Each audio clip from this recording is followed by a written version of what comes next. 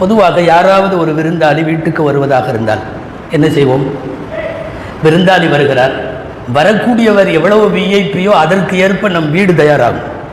கூட்டி சுத்தப்படுத்து, நல்ல உணவு செய், இருக்கிற உடையிலே நல்ல உடை உடுத்து, கண்டதெல்லாம் கண்ட பக்கம் வைக்காது.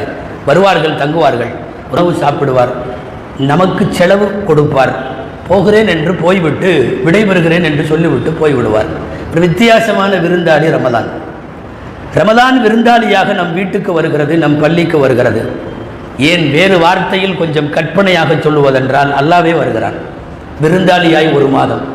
ஆனால் இந்த விருந்தாளி வித்தியாசமான விருந்தாளி.